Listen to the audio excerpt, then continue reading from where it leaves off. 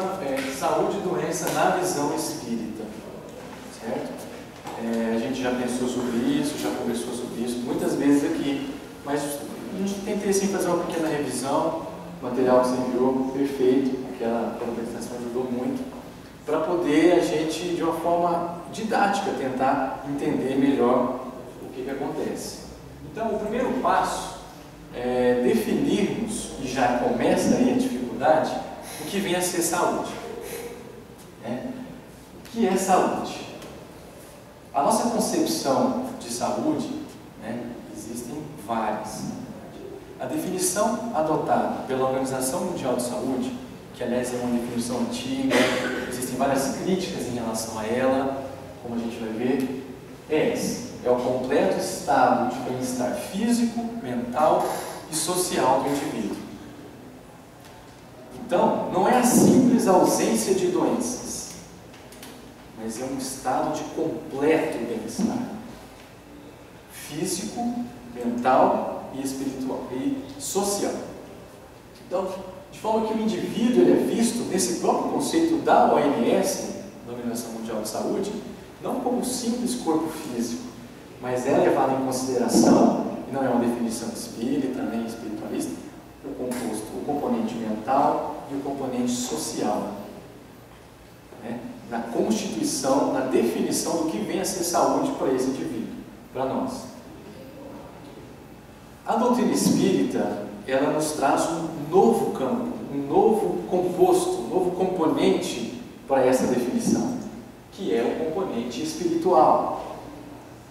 Então, nesta visão que defendemos, que julgamos mais completa, nós abrangemos o lado físico, o mental, o social e o espiritual. Não dá para deixar ele de lado, já que tudo, como vamos ver, começa no espírito. A visão da doutrina espírita é essa: a origem de tudo é o espírito. Então é por ali que tem que começar esse processo, essa própria definição de saúde. É uma definição meio que deixa a gente até um pouco aflito, porque se a saúde é esse completo bem-estar físico, mental, social, espiritual, quem tem saúde então nesse mundo? Quem pode dizer que tem saúde?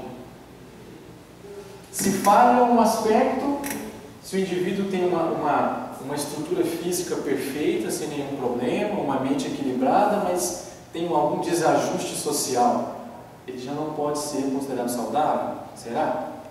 Então são perguntas que a gente começa a levantar. E daí muitos questionamentos a essa definição, que data aí de 1946, 48, período pós-guerra. Então, e bate, na verdade, porque quando a gente vai falar de saúde, a gente meio que confunde, as coisas são muito similares com falar de felicidade. E Jesus falou que a felicidade não é desse mundo. Será que então a verdadeira saúde também não é? É possível ser feliz sem saúde? Então, assim, são questionamentos que a gente tem que levantar. A visão espírita do homem é integral. Além da matéria, o espírito antecede tudo. Então, antes de ter relação social, antes de ter o próprio corpo físico, o espírito já existe. Ele é, na verdade, o que somos. Então, na visão espírita, reencarnacionista, nós estamos atualmente com essa forma, com essas roupas, com este nome, com este corpo físico, mas nós não somos apenas isso. Nós somos isso e muito mais. Então, se hoje eu estou, Rodolfo, eu estou nesta roupagem, a minha encarnação passada não é assim. E continua sendo eu, a minha essência espiritual. E na próxima também assim vai ser. Então, a doutrina entende isso, entende a complexidade de tudo isso, através das reencarnações.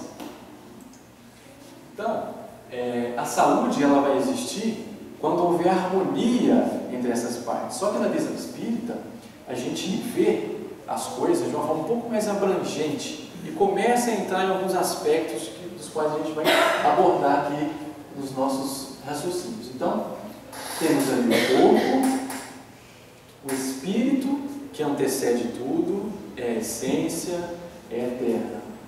O perispírito, que os liga, e o ambiente, influenciando todo esse complexo. Na visão espírita, portanto, vamos além da estrutura física. Nós entramos em outros níveis do nosso corpo, do nosso ser. A começar pelo perispírito, todas as suas subdivisões, todos os corpos sutis, dos quais temos conhecimento, dos quais muita literatura espírita é produzida, algumas científicas, tentando estudar esses aspectos. Então, se há harmonia entre esses itens, podemos dizer então que estamos num estado de saúde. Se há harmonia entre o corpo, o espírito, o ambiente, as relações que esse complexo participa, esse complexo espírito e corpo, há então saúde, de uma forma mais abrangente. Então, o que a gente continua nos nossos raciocínios? O corpo é o local de manifestação final de toda essa desarmonia, que, em última análise, se instala no espírito. Então, tudo aquilo, se há um desarranjo, uma desarmonia em algum desses níveis, pode saber que a origem é no espírito. Emmanuel vem em nosso socorro e nos diz que a causa de todas as moléstias reside na alma. É um trecho de uma mensagem psicografada por Chico Xavier, chamada Aos Sofredores, ou algo assim.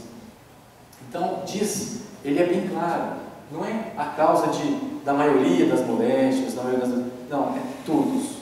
Então, todas as causas estão no espírito. A gente começa a se questionar, mas e tal doença, e tal, tudo. E pela teoria, pelo que a gente sabe da ciência espírita, através da reencarnação, nós vamos ver que de fato é assim que se passa.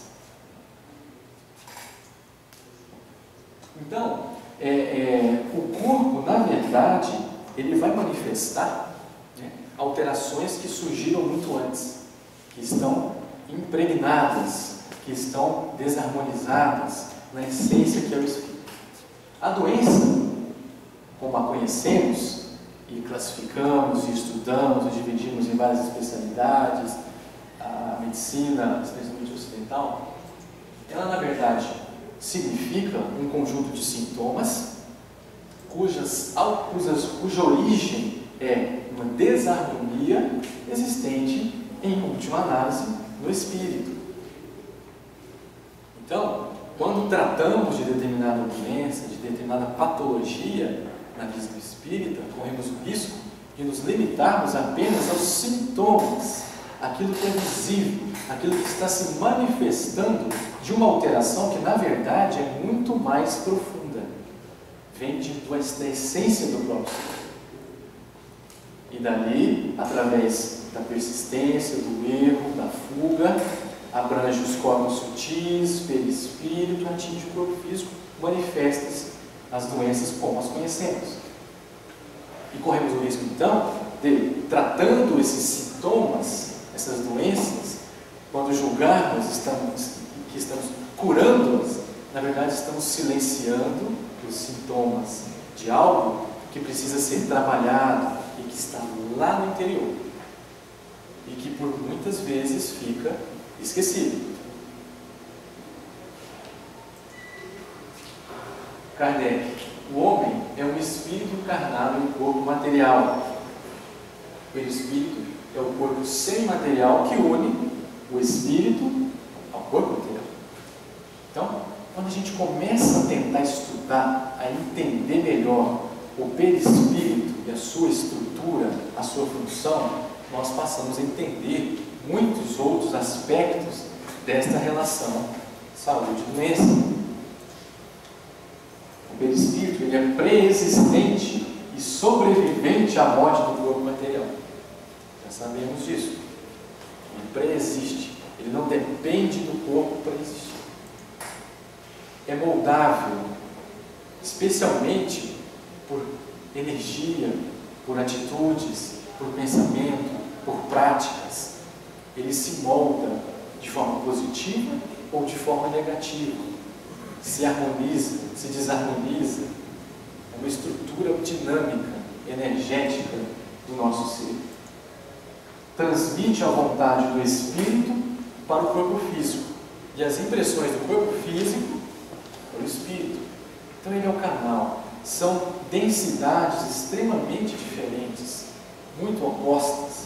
O espírito por si só não consegue manipular a matéria, não consegue tocá-la, utilizar-se dela. Ele precisa de um intermediário, algo cuja matéria está entre as duas, para fazer essa ligação, essa conexão, esse uso. O perispírito tem esse papel. E através dele, o espírito, nossa essência, nós utilizamos a nossa estrutura física pela nossa vontade. E a estrutura física por si, através dele, transmite ao nosso espírito as sensações que temos no nosso dia a dia. As células do corpo físico são modeladas de acordo com a forma dele espiritual. É um modelo organizador biológico, defendido aí esse tema aí pelo doutor Hernani. Então, lógico, é uma espécie de forma, como a gente aprende, né? Na evangelização, quando a gente estuda, que molda o que será no futuro a estrutura desse corpo físico reencarnante. Se ele molda, se ele é uma forma, e ele por si mesmo é moldável, nós vamos ter formas e formas, formas com defeito, formas perfeitas, e assim por diante. Aquilo que o perispírito registrou no passado poderá resultar em doenças no corpo físico. O molde que vai criar o corpo físico, se ele está alterado, se ele está debilitado, com falhas, nada mais natural do que a chance grande deste corpo físico ter essas alterações. Ser aí a espécie que a gente fala de esponja, absorver isso. E aí vem a chance desse indivíduo de se curar de forma verdadeira, corrigindo o erro, não em suas aparências e sintomas, mas na sua essência, para que em próximas reencarnações ele não precise mais passar por aquilo, ou por coisas piores. Então o perispírito, ele é a chave para nós entendermos muitos dos acontecimentos, das doenças às quais nos expomos, e especialmente entendemos a origem delas, como dissemos, está no Espírito. O perispírito, como também estudamos em diversas obras, ele tem, ele é fluídico, como a gente disse, e tem seus pontos energéticos, os chakras, como conhecemos, que são responsáveis aí por fornecer, por distribuir, metabolizar essa energia aos diversos órgãos, aos diversos sistemas do nosso corpo físico. Então tem que haver esse fluxo energético, e ele acontece em nível perispiritual, atingindo aí o corpo físico. E aí a gente entende como que alterações, não só de encarnações passadas, não só de outras existências, mas também desta, podem influenciar esse fluxo energético. Então tá lá, bloqueios e conflitos emocionais podem resultar em um fluxo energético anormal para diversos sistemas fisiológicos. Com o tempo, isso pode gerar doenças. Então, o nosso comportamento é a chave. Nossas atitudes, a forma como vibramos, ela influencia o nosso perispírito. Não só para a próxima. A gente tem essa ideia de que o que eu fizer hoje eu vou resgatar, talvez, numa outra encarnação, através de alguma doença hereditária, através de alguma doença que eu já nasça com esse problema. Não. As alterações que eu começo a criar hoje, negativas, hoje mesmo já surtem seus efeitos. E se não corrigidas, a tempo, também gerarão para futuras reencarnações. Então é uma coisa mais grave. Não adianta a gente empurrar com a barriga, né? Falar, se eu vou ter outras vidas, por que eu vou ter pressa em melhorar nessa? Essa eu vou curtir, essa eu vou aproveitar. Já estou perdido mesmo. A gente vê pessoas com esse raciocínio, pessoas esclarecidas, mas é um raciocínio errado. Porque quanto antes, menor o sofrimento, menor a agressão a esse perispírito, a moldabilidade dele. Ele ele não vai ser tão agredido, a forma não vai se alterar. E a próxima reencarnação vai ser um tanto mais fácil. Então, os nossos conflitos emocionais, os bloqueios que geramos nesse fluxo, vai alterar a distribuição energética dos nossos sistemas. Alguns exemplos, por exemplo, a falta de amor a si, olha que interessante, pode causar bloqueio do chakra cardíaco, o qual secundariamente afeta o funcionamento do timo, debilitando o sistema imunológico. Também pode afetar os pulmões, contribuindo para as doenças respiratórias. Então, olha que interessante, a falta de amor a si, algo extremamente comum nos dias de hoje. Né? Muitos não se amam, a gente tem essa dificuldade em se aceitar, em se perdoar, em se compreender, em se amar. E isso gera bloqueio. O chakra cardíaco, responsável por esta área, como está dito aí, ele sofre alterações que vão, em última análise, resultar uma queda da nossa sistema imune. E aí a gente vê muitos estudos científicos publicados comprovando que a relação entre depressão e imunidade existem diversos. Uma relação que, quanto mais deprimido, mais nessa falta de auto-amor, menos defesas, mais exposto está este indivíduo às doenças, às infecções, talvez respiratórias com mais frequência, entre outros. Então, sim, um exemplo. Outro, a forma inadequada de expressar verbalmente o que se sente, ou a não expressão verbal dos sentimentos internos, pode interferir na função do chakra laríngeo. Esta pode ser a causa de muitos casos de amidalites ou transtornos da tireoide. Olha que interessante. Então, a forma inadequada de se expressar. Pessoa que se expressa mal, que grita, que é agressiva, ou guarda, né? Ou guarda para si, não se expressa, gera também esse bloqueio energético, no caso, mais especificamente, desse chakra, que por sua vez está ligado fisiologicamente, anatomicamente no nosso corpo, a laringe, a tireoide, as amígdalas, gerando aí algumas predisposições a alterações. Mas quem causa isso é a bactéria, mas a bactéria não entraria ali se não tivesse um meio favorável. Todos os dias, a todo momento, nós entramos em contato com vírus, bactérias e fungos e diversos agentes. Por que nós não ficamos doentes sempre?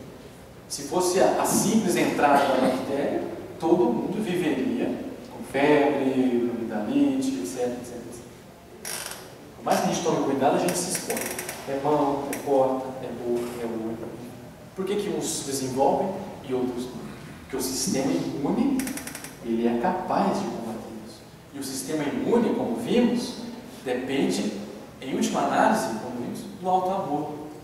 Então, é o espírito do centro de tudo. Sempre se amando, trabalhando, gerando um meio onde seja menos provável que os germes se multipliquem. Outro exemplo, todos os dias, milhares de células cancerosas surgem em nós. Milhares. Dentre tantos processos de divisão celular, muitas dessas células surgem com defeito, tumores, cânceres. No entanto, nós não nos desenvolvemos, porque o nosso sistema imune está ali, pronto, de prontidão, e as elimina, e as mata, todos os dias, a todo momento. Se há um desequilíbrio energético, se há uma queda de vibração, nada mais natural do que com o tempo e a persistência desta agressão, o meio tornar-se favorável ao desenvolvimento dessas alterações. Então, vê que a visão espírita de saúde, ela abrange muito mais, ela vai muito além. Nossas doenças são frequentemente um reflexo simbólico dos nossos estados internos de intranquilidade emocional, bloqueio espiritual e desconforto. Então, em última análise, aquilo que temos como doença é, na verdade, a origem desequilíbrio interior. Se não nessa, em outras encarnações, ou em ambas, como, aliás, De uma forma simplificada, didática, para a gente tentar resumir essas alterações. Como é que fica? Temos ali o perispírito. Através das nossas atitudes erradas, das nossas ações negativas, nesta vida, ou em vidas passadas, erros, fuga das leis divinas. Simples assim. Prática do mal, ponto. Ausência do bem. Né? Através disso, rancor, ódio, raiva, ciúme, fúria, orgulho, vaidade, egoísmo. Tudo isso ao longo do tempo vai impregnando, vai afetando inexoravelmente a estrutura do perispírito, gerando ali um processo de desarmonia, que pode sim, e geralmente é o que acontece, altera a conformação, a fisiologia do perispírito naquele setor mais relacionado a esse ou aquele sentimento negativo no qual estamos vibrando.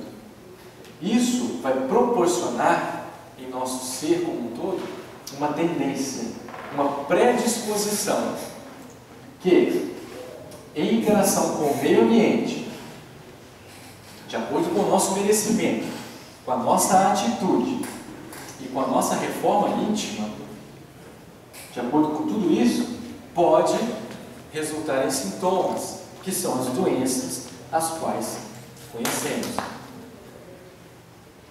Então, essa predisposição perispiritual foi, em última análise, ali instalada por nós. Se a gente fizer o caminho inverso, através das nossas doenças, que é aquilo que se espera, que nós façamos esse caminho, essa análise do porquê que estamos passando por esse ou aquele mal, por essa ou aquela doença. Se nós fizermos um caminho contrário, a gente vai entender. Através de nossas doenças, dos sintomas, nós vamos ver na nossa essência as nossas tendências inferiores, os nossos erros, onde é o nosso ponto fraco. O que eu fiz? Será que eu guardo alguma cor? Será que eu fiz algum mal? Será que eu preciso resolver alguma coisa? Estou agindo errado? É um comportamento errado que eu estou tendo? Através disso, eu vou ver onde eu errei. E entender, então, a origem de tudo, a desarmonia que está lá dentro.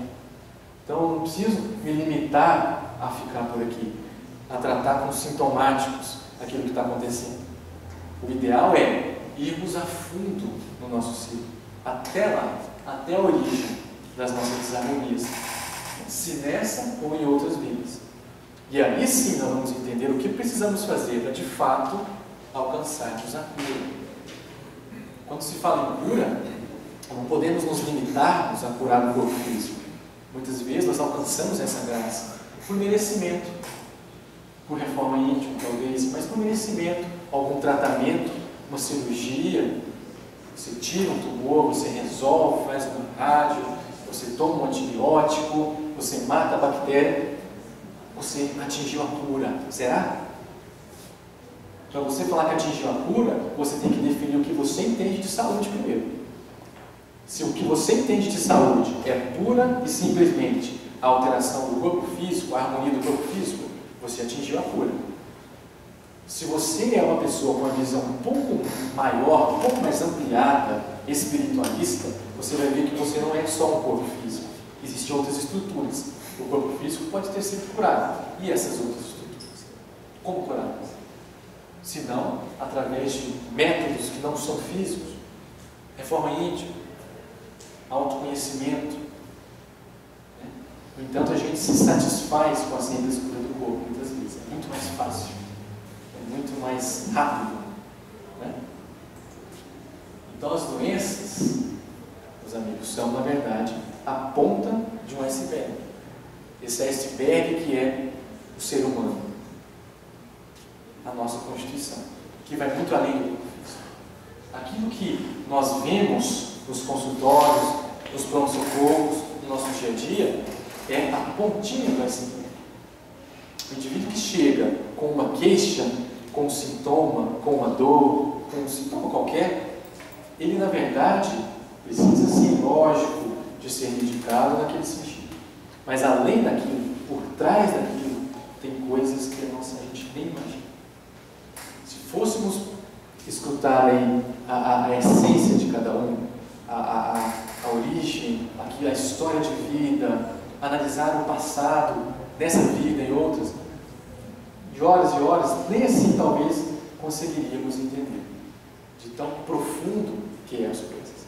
Então nós não podemos nos limitar à simples aparência. Temos que ir além para entender.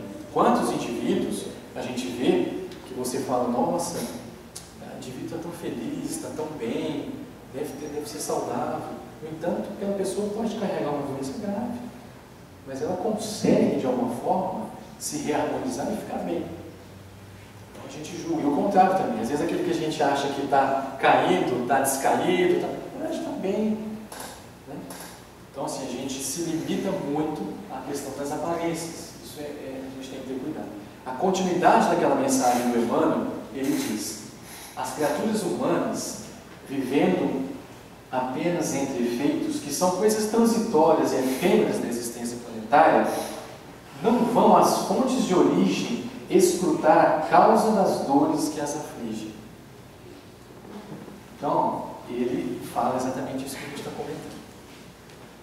As criaturas humanas, a gente vive apenas entre os efeitos daquilo que na verdade está muito mais interiorizado. E ele coloca o verbo escrutar, até tive que olhar o significado. Escrutar é muito mais do que é você ir a fundo, é estudar, é pesquisar, é entender, né, as origens. Então, nós nos satisfazemos e não podemos deixar que isso aconteça com as aparências, com os simples sintomas.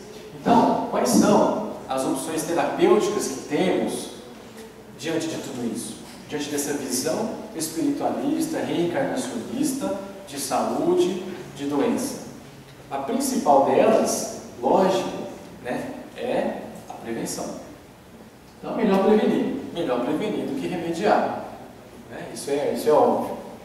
Quando a gente vê as campanhas de dengue, né, para prevenção da dengue, é melhor evitar a melhor forma de tratamento da dengue é evitar que o mosquito se prolifere, porque ele existe.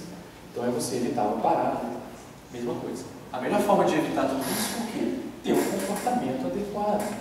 Um comportamento que se aproxime o mais possível do Evangelho. Então eu preciso ser perfeito para ter saúde? Não, eu não penso dessa forma. Eu acho que assim como a felicidade não é desse mundo, o estado de perfeita saúde também não é.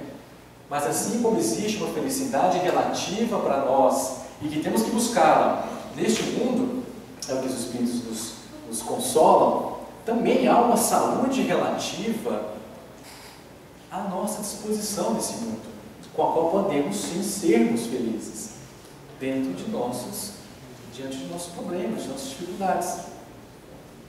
Então, para prevenir tudo isso, temos que ter um comportamento ou nos esforçarmos para alcançá-lo. Né? No capítulo do Evangelho, quando fala sede perfeitos, né? Ele fala que o importante é o esforço para atingir, e não ser perfeito, mas esforçar-se. O caminho é mais importante, o caminhar, o trabalhar, o se esforçar. Então a medicina não deve ter como foco apenas o tratamento do corpo, pois dessa forma não obterá a cura, apenas melhora os sintomas. Cura aqui entendida como a cura do ser como um todo. Pelo espírito, essência, como vimos. Então, o lógico, o tratamento dos sintomas, o tratamento médico, né? Senão daqui a pouco o pessoal vai começar a achar que a gente está pedindo para abandonar o tratamento médico, como só para o espiritual. Não é isso. É preciso o que eu quero dizer? Que não nos limitemos a isso. Então, é preciso abaixar a pressão do hipertenso. Lógico. Não adianta eu chegar para o hipertenso com 24/12 de pressão e falar para ele: não, você tem que ir na origem do seu ser, você tem que fazer uma reforma íntima, vai abaixar. Ele vai ter um AVC na sua frente. Pelo amor de Deus. Então, Dá o captopril, dá um remédio de pressão, abaixa, controla, faz o tratamento como conhecemos, com todos os seus méritos, e vá além. É aí que a gente para, a gente não vai além. Então o diabético está lá, 400 de déficit, de glicosimetria, não vai abaixar na base da boa vontade. Com meditação. Pode até tentar, mas eu acho que não vai dar certo. Faz a insulina, controla, entra com os hipoglicemiantes, faz o tratamento e vá além. Né? Então nós não podemos, como médicos e como pacientes, nos satisfazermos com o controle desses sintomas. Por que a pressão subiu? Então, beleza, agora controlei, busquei o tratamento médico, a medicina tem milênios de respeito aí, busquei, tá, a pressão está equilibrada, mas agora eu vou tentar entender por que está acontecendo isso comigo. E começar com um pensamento simples. Será que eu estou ingerindo um sal? É uma coisa óbvia. Será que está faltando um pouquinho de atividade física? Será que eu estou muito estressado? Será que eu estou trabalhando demais? Para que eu estou trabalhando demais? Eu já não tenho tudo que eu preciso? E você descobre que você é ambicioso. Que talvez isso é a origem. Você descobre que talvez você tenha que se desapegar de alguma coisa. Que está te causando estresse. E aí a sua pressão vai baixar. Às vezes até sem remédio. Mas para chegar lá, você precisou do tratamento médico. Tem que fazer. Não pode abrir mão. E você foi além. Você foi buscar o autoconhecimento. Conhece-te a ti mesmo. Começa por aí. Então tem que tratar o corpo físico. Né? Mas temos que ir além. E aí onde entra a reforma íntima. O Evangelho. Reforma íntima, por sua vez, baseada em essência do Evangelho de nosso Senhor Jesus Cristo. Que veio, que exemplificou e que mostrou o caminho que devemos percorrer. Por vezes difícil, uma porta estreita, mas não tem outro. Não tem, simplesmente não tem. Todo outro caminho que seguirmos, fatalmente, agora, mês que vem, daqui um ano, 10, 20, ou na próxima reencarnação, vai ter consequências negativas. Qualquer outro caminho. Então é melhor nos esforçarmos agora, sofrermos o que tivermos de sofrer agora, mas buscarmos essa reforma íntima. E começarmos esse processo de cura. Ah, mas eu tenho uma doença incurável. Eu tenho uma doença avançada. Sou um caso perdido. E aí voltamos à definição de cura. Se a pessoa que tem essa patologia entende por cura a simples ausência de doença do corpo físico, ela está certa. Mas não é só isso. Nada é incurável. Nós batemos muito no peito para dizer que para Deus não há limites. E não há. Mas Deus espera mais de nós. Deus não vai vir curar minha doença, tirar o meu tumor, abaixar minha pressão. Sou eu, meu livre-arbítrio, que em essência é Deus. É a centelha divina que é. Sou eu que domino o meu corpo e tudo o que nele se altera. A misericórdia divina é tão grande que temos à nossa disposição hoje diversas formas de tratamento que já iniciam um processo, esse processo de tratamento, em níveis além do corpo físico. Temos aí a acupuntura, a homeopatia, cromoterapia, os florais, o passe, a prece e a acupuntura. Muitos deles estão disponíveis de forma gratuita para todos nós. Basta querermos. Então, se um organismo está de certa forma desarmonizado, com a vibração alterada, esses tratamentos podem ajudar muito. E normalmente os organismos estão com essa vibração alterada. Então, de repente, uma prece, uma água, uma homeopatia, um passe, é o momento de reharmonização, de reenergização dessas energias.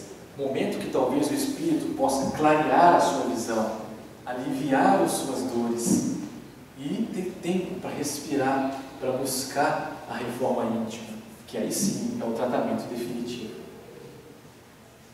Porque também não adianta a gente ir na casa espírita, ir na missa, ir no culto evangélico, se energizar na prece, no passe, na água, se sairmos dali e continuarmos com os mesmos comportamentos. Assim que colocarmos o pé do lado de fora, as mesmas companhias espirituais estarão nos esperando, ansiosas, para voltar ao nosso convívio. Né? E todas aquelas alterações continuarão a acontecer. Então, é preciso esses lenitivos, a própria medicina, os tratamentos espirituais, são lenitivos que Deus nos oferece, para que, na verdade, nós não paremos por aí.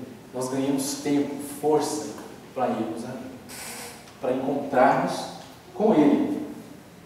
Qual que é o papel do médico diante de tudo isso? Então, essa medicina reencarnacionista, dessa visão espiritualista. O médico não deve ser apenas um agente promotor da cura, mas também um educador. No entanto, o paciente é o principal responsável pela sua cura. Então, sempre reforço, não entendamos cura como simples corpo físico. É a essência, é o espírito. E não há remédio que eu dê para o meu paciente que vai mudar a essência espiritual. Não há. Não há comprimido, não há injeção, soro capaz de fazer isso. E a verdadeira cura é essa. É a pessoa modificar a sua essência, reajustar de acordo com as leis de Deus. Não tem remédio que faz isso. Mas a pessoa consegue fazer isso, e só ela, ninguém mais. Nenhum espírito superior vai empurrá-la a evolução acima. Nenhum espírito superior vai pegar na sua mão e sair andando, fazendo você evoluir na marra. É você.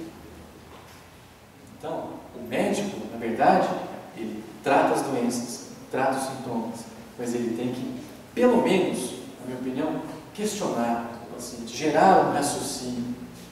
Porque nas nossas correrias do dia a dia, a gente não para raciocinar. A gente trabalha, faz, dorme, come, levanta, tá, estresse, rotina. A gente não para para pensar, o que eu estou fazendo? Para onde que eu estou indo? Quem sou eu? Quando a gente adoece, a gente para. E aí a gente tem que entender o recado que a doença nos dá e fazer aquele que ele contar. Através dela, buscarmos as origens e corrigir o que está errado, na essência. Então o médico tem que lançar um questionamento. Tudo bem, controlamos sua pressão, tudo certo, mas e aí, como é que está a vida do senhor, da senhora? Será que existe alguma raiva, alguma coisa mal resolvida que está incomodando a senhora? Algum comportamento? Como que é o comportamento da senhora em casa? Como é que a senhora se relaciona com a sua família?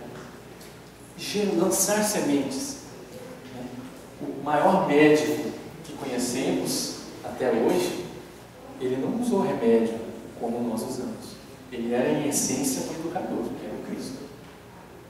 Ele mostrava o ponto X da pessoa para ela mesma.